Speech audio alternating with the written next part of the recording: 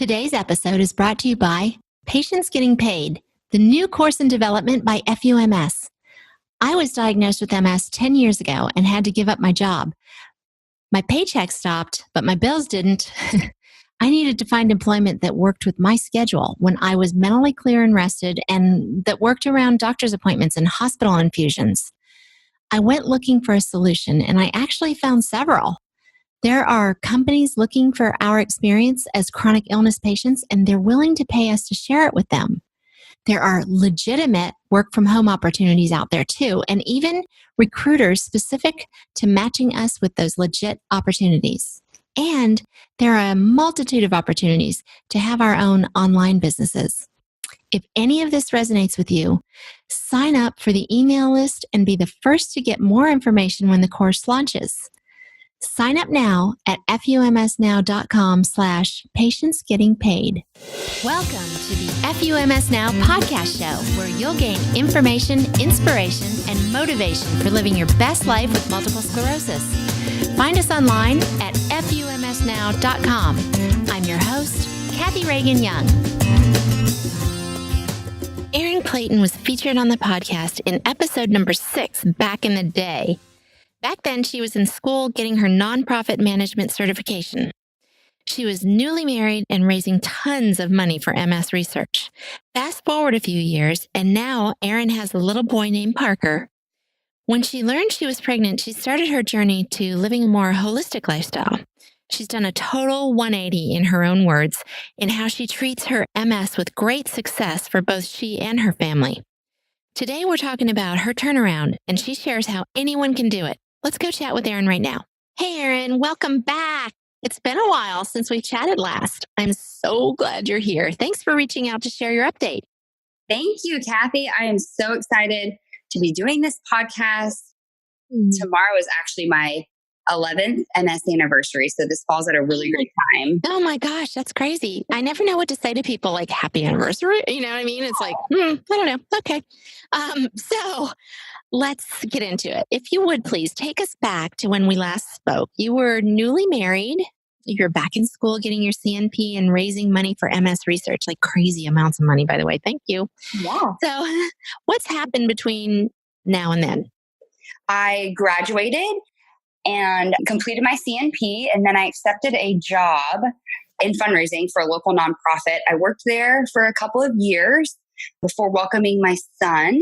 And then once he was born, I did briefly work from home for a little bit. And then I ultimately decided it was best for me to quit my job and just focus all my time and energy into being a stay-at-home mom. And one of the best decisions I've ever made. And loving that little Parker.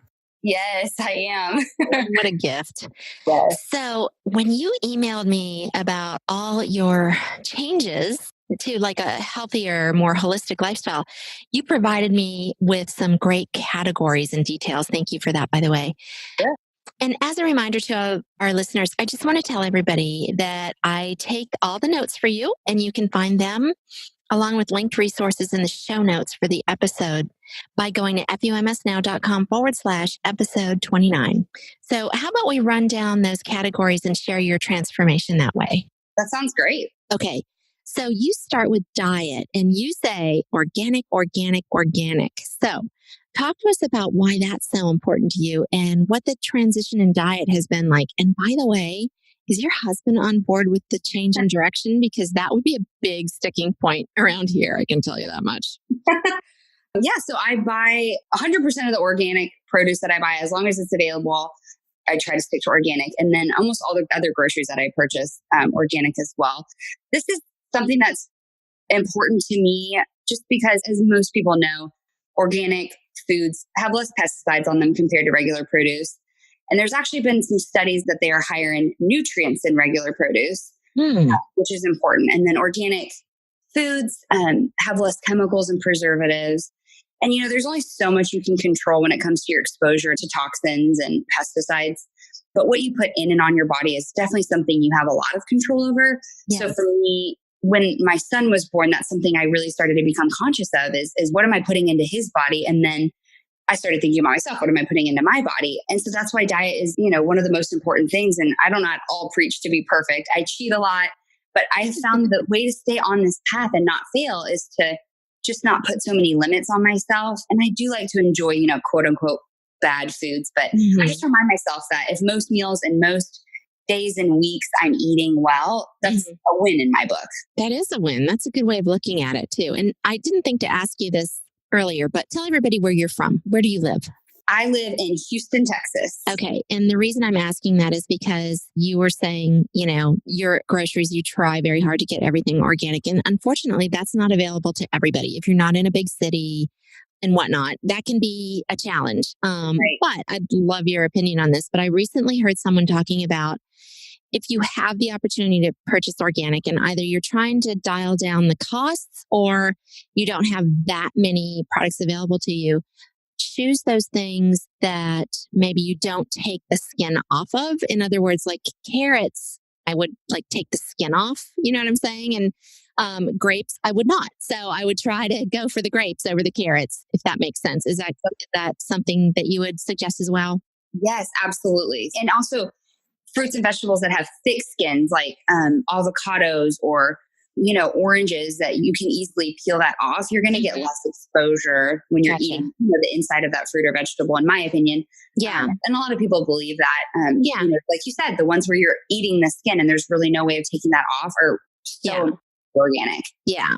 Good. Well, I just wanted to make that point because, living in a big city like Houston, it's going to be more available to you than to some. So, okay. Organic when you can. Got it. Yeah. You also said, this, I totally get limit sugar, which just such, I'm so happy to hear you say you cheat because I just can't. I totally fully admit I am a sugarholic. It's awful. And I know how bad it is for you and get after my kids for it, but I secretly do it myself. Whatever. I know, it's hard not to. Right. So, but you don't say cut it all out. You say limit, right? Limit sugar, dairy, gluten, and soy. Yeah, I would never say cut anything out just because it's not realistic. And maybe for some people, they do want to dive in and they have that personality where they can make those kind of changes. But for me, I cannot do that. So I do try to be a little conscious of sugar. Might not be one I'm super conscious of. Dairy, soy, other things. I don't eat a lot of sugar, so that's not necessarily for me, but good for you. I've seriously thought about going through hypnosis to make me think, hey, that's not a bad idea, liver or something. You know what I mean? This tastes horrible to make me hate it because I love it, especially chocolate, whatever. So that all makes sense. And you do say well balanced. Again, I just want to go back to, you don't advocate for cutting stuff out. You're just saying limit some things and eat a well balanced meal high in fruit and veggies. Exactly. And, if you're trying to do, low sugar, limit dairy, gluten, soy, you can find one of those things to start out with that might be the easiest thing. Maybe you don't consume a lot of dairy. So make little cuts here and there. And that has seemed to really help me. I don't consume a lot of dairy other than cheeses. So it was easy for me to cut cow's milk first. So just little things like that. Yeah. I think that's good because, too often I see where people just go all in and then they fall all out pretty quickly because that's tough. This is some tough stuff to really change your diet is, it's not just the food either. I find it's sort of the culture surrounding food, It is. My mom, when I would come home from school, if I had a bad day, she would, make me cookies. Yeah, right. And P.S. if I had a good day, she'd make me cookies. Yeah. You know what I mean? So there's kind of that. And I've got these kids and, somebody's got a broken heart. And I think, oh my God, I could patch it up with some chocolate chip cookies like my mom did. And then I go, wait a minute, don't do that. So, yeah. Well, and there's also substitutions, like maybe making different choices on the ingredients that you use to make cookies. And they're not always just as tasty, but it kind of fulfills that, need. Right. Yeah, that's true. That's true. So, yeah, I like that. Again, it's not, you got to go all in. It's not all or nothing. Yeah, I agree. Good.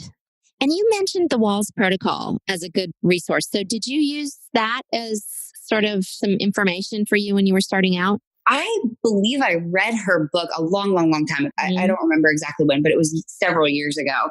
And I was recently, I was meeting with my neurologist in San Antonio and she mentioned Dr. Wahl's. And I find that her overall suggestions for your diet is just good for anyone, not just people with MS, but right. everybody can benefit for trying to incorporate sort of like what the Wahl's protocol is. Mm-hmm. Yeah. Which also includes exercise, P.S., but we'll get to that. Yeah. But I just want to remind everybody, too, that I also interviewed Dr. Terry Walls, who we're referring to in episode 10, and I will link to that in the show notes as well. Great. So, okay, something else you say is buy high quality ingredients and meats when possible. So when is it worth the extra money? Because a lot of this can be kind of spendy, right? Oh, yes. Yeah. Especially, things like eggs, and there's so many terms thrown out there now, and it's very hard to read labels and figure out, okay, what is the best, what's worth the money. Right. And I think it just really depends on also what you're consuming the most of. Mm-hmm. Buying high quality ingredients and meats typically is cheaper when you buy in bulk. Mm-hmm. And it's not only better for you, but it tastes better. I love hard-boiled eggs, but I was getting horrible stomach aches every time I ate eggs. It just made me feel awful. So when Parker was born, of course, he got the best of everything. So I hard-boiled one of his eggs one day and realized it didn't give me an upset stomach. And it was absolutely because I was not buying the lower grade egg that I found that difference, which was interesting because when you buy organic eggs, they're not raised with antibiotics and they're given organic feed. So you wonder if it really makes a difference, but I think you will be able to tell when you eat, higher quality foods. That's so interesting because my daughter gets stomach aches when she eats eggs. Really? I'm going to have to try that. Yeah, just try some different ones. And the best thing to do with eggs is to buy from your local farmer, but that is not always attainable for everybody. True. So, and all these terms, cage free and, pasture raised are very confusing. Free range. Yeah. Yeah. And so I just think at least buy organic eggs would help her digest easier. Right. Yeah. Okay. Thanks. Yeah. You've already helped one. So, okay. Vitamin D, which is a biggie for people with MS. We tend to have deficiency and also an inability to maintain a solid level. I don't really know the science behind that, although it's been explained to me numerous times. Yeah. I think I have a little cog fog. Maybe I need some more vitamin D, but whatever. So you take that, don't you? I do. And in supplement form?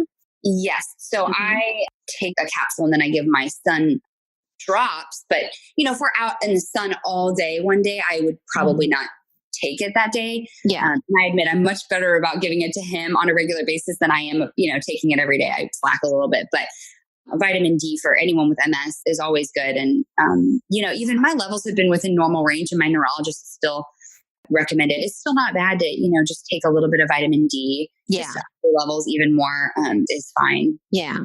Good. Okay. I love this. You say limit foods in boxes or cans. Yeah. Okay. What does that mean? That's a hard one. Especially with the holidays. Oh my gosh. I'm thinking of my pantry right now and that's all that's in there. I know. Well, I buy foods in boxes and cans, but when I do, I buy things that are organic at the minimum. But, just back to just fresh foods are always what's best for you. They're going to have the highest nutrients. Things in a can, foods in a can are just going to be lower in nutrients than fresh fruits and vegetables. But I know that's not always practical. So it's just like I said, everything in moderation, but just try to limit the boxed foods. Gotcha. Okay. So this is really, I'm so interested to hear what you have to say about this. You said, I try to store all my leftover foods in glass storage containers or silicone bags. Yeah. What is that about? So with having a little one, I found that we have a lot of leftovers and I thought a lot about, okay, I'm putting this hot food in these plastic containers. That has to be doing something, right? And I think a lot of people are aware of, plastics and their exposure to them and potentially being dangerous. But I started doing a lot of research and the best way that you can store food is in either glass or I think some people even use stainless steel, but I use all glass just because I know that those hot foods aren't sitting in plastic where the chemicals are leaching into your foods. Is just something that I'm very aware of and I don't know why, but well, that's interesting because this is the first time hearing about hot foods causing plastic to leach into your food if you've got your stuff in plastic. So, I mean, I had not heard that before. Yeah. And, there's a lot of awareness around BPA and BPA free this and that for different products, but there are still other types of plastics that can leach into your foods, and that, you can look it up online, and I can even provide a link to different lists of what plastics are in different products. But that would be great. Yeah. yeah, We'll it's just put that in the something. show notes. Yeah, it's just something that is a small change that was easy for me. Yeah. And I still have a few plastic containers, but I'm kind of trying to phase them out. And then it's also better, like disposable plastic baggies. We use them, but I try to limit them, and I use silicone bags instead. Okay. Also is, better for the environment. You're less waste and better for you. And you said you use a brand called Stasher. Is that correct? Yeah, that's kind of the brand that I started out with. And there's several companies that make them, and I believe they're 100% silicone, and they're safe to freeze, refrigerate. I think you can even cook with them. Wow. Yeah. So very good for you. Very safe. So are they reusable? They are. Oh, and I believe they're dishwasher safe. So ding, ding, ding. You just said the magic word. Yes, exactly right. If it's not dishwasher safe, it's not convenient. That's right. I've tried to explain to my children that you don't buy things that need to be dry cleaned. Right. Or hand washed. Exactly. If it can't make it through my washer, it's not worth it. No, exactly. All right. So next on your list is home environment. So how did you make your home environment healthier? So your home is somewhere you spend most of your time. And at least I do, because now I'm a stay-at-home mom. But the number one thing for me is our exposure to pesticides. And like I said before, you cannot control your exposure to them. They're everywhere in our environment. But at least in your home, that's something you can control. We don't spray any pesticides inside of our home. Pesticides are a known neurotoxin. And so it's just something I have been very conscious of, and I try to not have that in our home, especially with my son crawling around on the floor. That's just something I don't want him to be exposed to, because it's invisible. You can't see it. It's clear. It's invisible. You don't know you're being exposed to it, and we don't know what those effects are going to be. So you're in the South, and it's humid and it's nasty like it is in Virginia. And we have, our pest guys that come every year and crawl under the house and check for termites and spray. So you don't have that done? I do not. I don't. So do you live with a lot of critters? Yeah. Actually, we've been okay. We have used two different products, a natural spray outside. My husband's used pesticides before on certain exterior areas of the house that we don't have any exposure to. And then there's other natural powders and things that you can use on the perimeter of your home. Yeah. And of course, you have to do it more frequently, and it's not as effective, but we have not had any issues yet. We don't have an older home, which is nice to have that issue. But yeah, that's just something you can spray outside and avoid spraying inside, and see how that works. I was going to say, do you have extra little friends for Parker to play with now because you're not using pesticides? I know, right? Because we would here, I can tell you that.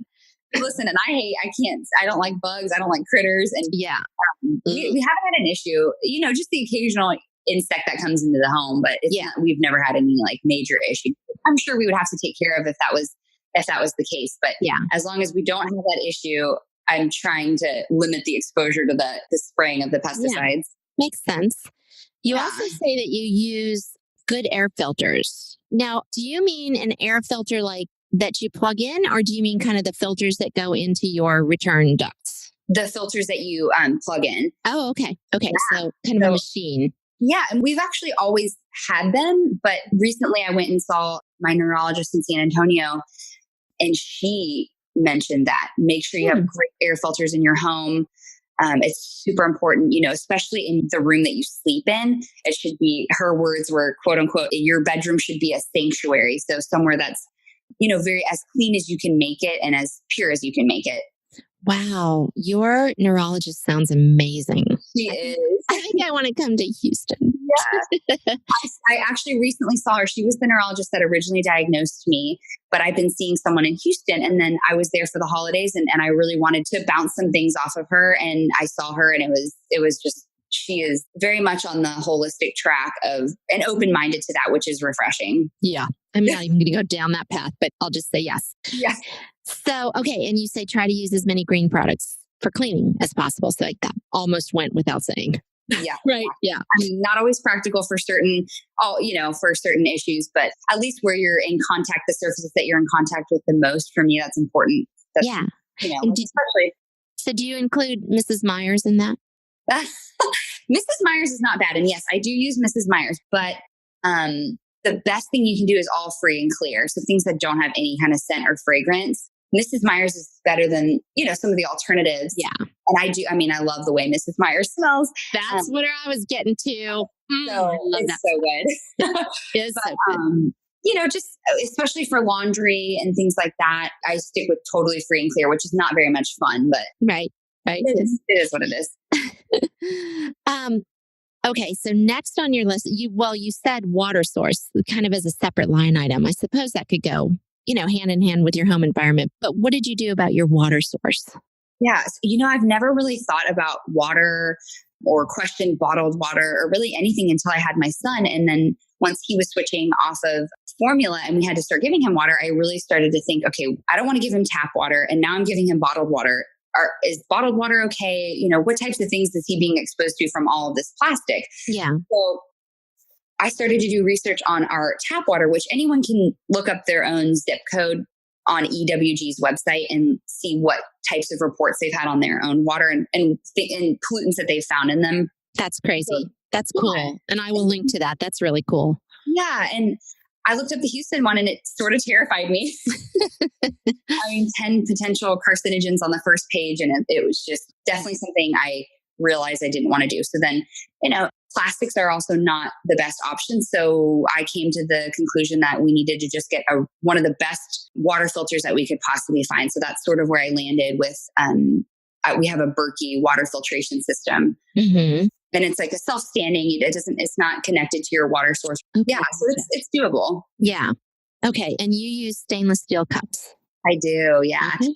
My son's still using sippy cups, which are plastic, but I only drink out of stainless steel or glass. Mm-hmm. And I try to just not drink out of plastic. And what I found, which is very interesting, is that my energy levels are better since drinking filtered water and not in plastic. So that's been kind of a win for me. That is interesting. I mean, that is the number one complaint of MSers is fatigue. Across the board, fatigue is number one. And any little hint that we can find that could potentially help us with that little malady would be huge. So let's all get rid of our plastic cups and drink filtered water. Yeah, it's not a bad thing. And you can find, stainless steel cups, just like your plastic cups that, I buy I have like a 4 stack of them and they're super easy to use. Or, if you're on the go, there's lots of tumblers that are made out of stainless steel or glass. And those are also good options. And just having a water filter, the pitchers are better than nothing, but the Berkey, if anyone's interested, the Berkey is absolutely the best that you can do. And, in my opinion, the pitchers just weren't filtering enough where I felt comfortable giving that water to my son. So, it took a lot of research to get there, but that's kind of what I found. Yeah. Well, thank you for doing research for us. I really appreciate that. Okay. So now we get to some more controversial decisions. Okay. Meds. So what conclusion did you come to on meds for you and your family in this new sort of more holistic approach to life? Yeah. So, like I told you, I feel like I have more of a mild case of MS, and hopefully a lot of people can relate to that my biggest struggle has been meds and dealing with those side effects and feeling like these are making me more sick or, feeling worse than when I'm not on them. Mm-hmm. And so for me, I started to do a lot of research. And then when I was pregnant, of course, I wasn't on MS drugs. Felt great. And then after I gave birth to my son, there was a time period where I also wasn't on him. And I had to make a decision. Do I get back on them or what do I do? And I was kind of at a crossroads and I couldn't stomach getting back on them and feeling like that, having to take care of my son. So I've ultimately decided to stay off of meds, at least for now. And it's been 2 years that I've been off of them between being pregnant and having my son. But, when I was pregnant, I didn't take any sort of medications whatsoever. There was, one incident where I had food poisoning and I had to take some anti-nausea medicine. But I think it's just important that we know what we're putting in our bodies. And if you are on MS drugs and that's what you need, I think that's, a route that a lot of people prefer to take. And just thinking about maybe the other things that your medications that you're putting on top of that, and are they necessary? And just thinking about those things before you ingest it. Yeah, I think that's good advice. What MS meds had you been on? I feel like a lot. I was on Tecfidera for a while, and Copaxone were my two main ones. And then in between there, I tried some of the interferon drugs. But I just found that none of them made me feel that great. And I'm sure a lot of people can relate to that. Oh, yeah. Yeah. They're hard on your body. Yeah. And some people need them. And I felt like for my unique case, it was making me more sick than I spoke to my neurologist in San Antonio about that in length, and she agreed. I think for your case, you're fine being off of them as long as you live a healthy lifestyle. Yeah. And so will you then, or have you had an MRI to just have a little look-see, or will you? I have not had an MRI in 2 years. And this is a whole other topic as well, but I had some reservations about the contrast dye that not all neurologists do it, but halfway through your MRI, you get the contrast dye injected. And I had some concerns about the potential side effects of that dye. And so my neurologist said, as long as you're not having any symptoms and nothing's changing and you feel great, then we can put a hold on having to do MRIs, because I've had MS for 11 years now, and my MRIs have been consistently good and there's been no changes. So for me, it's just an unnecessary intervention, Yeah. You've been stable. So until you have something to worry about, you're not going to worry about it. Yeah, exactly. I like it. And I'm liking your doctor more and more, by the way. I know. So different than mine. Whatever. I'm not bitter. So you say that you have not given Parker any over-the-counter stuff or anything. Not that you wouldn't, but it sounds like you've been very, again, holistic and careful and feeding him good things. And, he just hasn't needed it. Yeah. He's been very healthy. And like I said, I'm not above taking medicine or giving him medicine if it's needed. Yeah. But we just haven't had that issue. But there have been times where I've considered it and then found other ways to kind of, treat his symptoms. And so for me, it just hasn't been necessary. And I'm really, really conscious about giving him anything. So I don't think it's something you should just, okay, here's this because you seem like you might be, this might be something you need. It's okay. If this is necessary, I'll give it to you. But, just kind of going through that process of the pros and, outweighing them, pros and it's just thinking it through rather than just taking it yourself or giving it to your child. Right. Because holistic medications and over-the-counter or prescription, they all come with their potential side effects. And I think you just need to educate yourself before you consume that or give that to your child. It's just something that's kind of important and kind of puts, your own health in your hands. Yeah. Yeah. Good point. You know what? I just remembered that I didn't get you to answer that question for me about how your husband was with all this. Oh yeah. My husband he's so supportive and he's been great. So he 100% is on board. That's great. And he knows how important it is to me and how important it is for Parker too. So, and we're not perfect when he eats dinner with us every night. We're not perfect for dinner every night, but, I try to make little changes and he's always open to that. Well, that's great. And that makes a huge difference. I would imagine that there are some folks listening in right now going, yeah, my spouse would not be down for this, which is a bummer. But I guess we make our own decisions for ourselves, right? And our kids, and do the very best we can every day, and then start over the next day and do the very best we can. Yeah, absolutely. And making small changes over a long period of time is always easier, not only for you, but anyone around you too. And not making everything overnight. It would be, for maybe some spouses, that would be a lot. Like, okay, hey, we're making all these changes tomorrow. And then they're like, what? Right. Just upended their life too. Yeah. Yeah. Got it. So, okay. Finally, you list personal care products that you say this category is a bit of a struggle for you. How so? Yeah. So, natural or quote unquote natural personal care products, they're just not as fun or exciting. They don't work as well. And so as the natural options, but, it's hard for me to give up things like my makeup routine. And, I think that someday I will get there where I switch everything, but it's just, like I said, I do things slowly. The first thing on my list for personal care products was deodorant. Yes. Yes. Lots of questions on that, my friend. What in the world? Yeah. Because, deodorant has aluminum in it and, that's a neurotoxin and there's been a lot of studies about it. And, it's just you want to limit your exposure to metals like that. And so for me, that was important. And I switched over to natural deodorants, I don't know, maybe when I was pregnant, actually. Mm-hmm.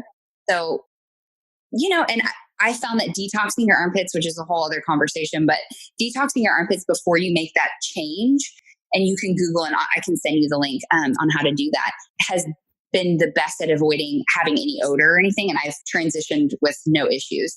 That is interesting and sounds like a rabbit hole that I'm interested in going down. So please do send me that and I will include that in the show notes. That sounds interesting. Yes. And you don't use any perfume anymore. As you said, no fun. I know, it's no fun. But, there's other natural things that have, good smells. And essential oils. Do you use any essential oils? Not for perfume, but I have used, and I do use essential oils on occasion. And, that's something I haven't dug as deep as some people are very in the essential oils game, but I definitely have experimented with them and I think they're great. Yeah. But I love diffusing essential oils. I find it really relaxing. I love my house to smell like that. And my daughter uses it like when she's wound up about a test or something like that, and she'll diffuse some lavender and she's sound asleep in no time. So, that might be one of those, as long as you believe it, it's real kind of thing, but I'm okay with that. Yeah, why not? I mean, if it works for you, whatever. Yeah. So all of that includes laundry detergent and dish soaps and hand soaps and shampoos and body washes, all that kind of stuff. You just want to stay as clean and free of chemicals as possible. Would that be fair? Yes, that's very fair. I mean, laundry detergent, all those things that you listed, I try to buy free and clear, and it'll say it right on the label. But like I said, the shampoos and all that, I kind of slack on. But everything else, as long as you can try to buy it in free and clear and it works for you, I think that's the best. So you have mentioned this a couple of times. Is that the actual name of the product, like the manufacturer, Free and Clear? Or is that just a description of not having stuff in it? Yeah, that's just a description. So several manufacturers will kind of use that term, I guess, for marketing purposes, but free and clear meaning that there's absolutely no fragrance to it at all. Yeah. It's just basically soap with with nothing added to it. But gotcha. Okay. And there could be a brand called Free and Clear, but that's not what I meant. Was like, you'll see that on all different brands. They'll have like a free and clear option. Yeah. So, okay, you say that you're not perfect with all this stuff. And by the way, I really appreciate you saying that, because that's part of, the difficulty, I think, in making changes is you're looking at these people who are much further down the road than you are. And you're thinking, I will never get there. And it's such a huge, thing to go from where I am to where they are. So I appreciate you being honest and saying you're not perfect with everything. And that you realize that this isn't always practical for some people. It can be really expensive. Do you have any suggestions on holding down the cost of things and how to sort of ramp up on this lifestyle? Yeah, I think it's an individual thing, but as far as foods, like I think I mentioned earlier, buying in bulk is always going to be cheaper. Yeah. And even produce, in a lot of areas that it's hard to find organic produce, your only option is sometimes to buy in bulk. Buy a huge bag of onions, and it is cheaper that way, actually, a lot cheaper. So buying in bulk is always as cheapest. Cooking larger meals with higher quality ingredients that might cost more and saving those in glass containers. I was going to say in glass containers, right? Okay, gotcha. And have that for a few days. I'll cook and we'll give my son, for lunch the next 2 days, and then I'll eat it for lunch, or pack it with you and take it to work with you if that's what you do. And instead of eating out, which is hard to do, but right. And I think the best advice, I already mentioned this and I kind of sound like a broken record, but my neurologist said, just the best thing you can do is take one thing at a time, one little change that you can make, maybe weekly or monthly, whatever works for you, and not make all these changes overnight. It's a lifestyle, and I'm probably not even half the way of where I will be someday. So it just takes time, to get used to change. And like you said, your spouse to get used to change. And it's intimidating. It's a lot of effort, but the slower you take it, in my opinion, the more successful you will be. Well, that makes sense. And the payoff is, you were telling me earlier, you really feel good, right? And you feel like this has really made a difference for you. I do. I feel great. I don't have to deal with, the side effects of the MS drugs. And so instead of having to put my effort into that, I'm having to put it into, living a more holistic lifestyle. But I was going to mention too that as far as expense and keeping that cost down for water, for example, is the Berkey water filter system is pricey, but in the long run, it actually pays itself off. And just like with the stasher bags, those are an upfront cost, but in the long run, you'll save money on not having to buy Ziploc bags every week or whatever. Yeah, makes sense. And since you told me they go in the dishwasher, they're a bigger possibility in my world. Right. So, Erin, I am just so glad that you reached out with your update and were willing to come on the pod and share it with all the FUMS community.